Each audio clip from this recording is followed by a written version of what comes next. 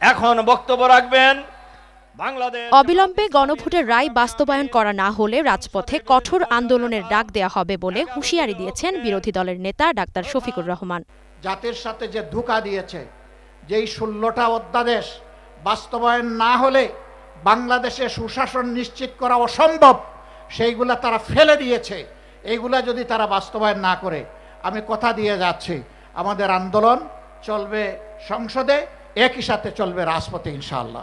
রাজশাহী বিভাগীয় সমাবেশে প্রধান অতিথির বক্তব্যে তিনি বলেন, জনমতের বিরুদ্ধে কোনো পদক্ষেপ নিলে তা মেনে নেওয়া হবে না। গণভোটে জনগণ যে সংস্কারের পক্ষে রায় দিয়েছে তা বাস্তবায়ন না করা মানে আগের ফ্যাসিবাদী ব্যবস্থাকে পুনঃপ্রতিষ্ঠা করা।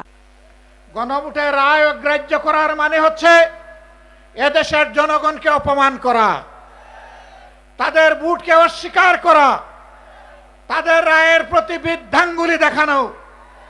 মনে রাখবেন, জনগণের বিরুদ্ধে দাঁড়িয়ে অতীতে কেউ কোনোদিন রেহাই পায়নি, আপনারাও রেহাই পাবেন না। সরকারকে গণভোটের রায় মানতে বাধ্য করা হবে বলে জানান জামায়াত আমির। এবং আমি আস্থার সাথে বলছি, গণভোটের রায়ও বাংলাদেশে ইনশাআল্লাহ বাস্তবায়ন হবে, বাস্তবায়ন করতে বাধ্য করা হবে ইনশাআল্লাহ। সমাবেশে বক্তব্য রাখেন 11 দলীয় ঐক্যের জাতীয় ও স্থানীয় নেতারা। শাসনের পথ সুগম হবে। ইসমতারা অনু, গ্রিন নিউজ, ঢাকা। শাসন জাতির গাড়ি চেপে বসবে।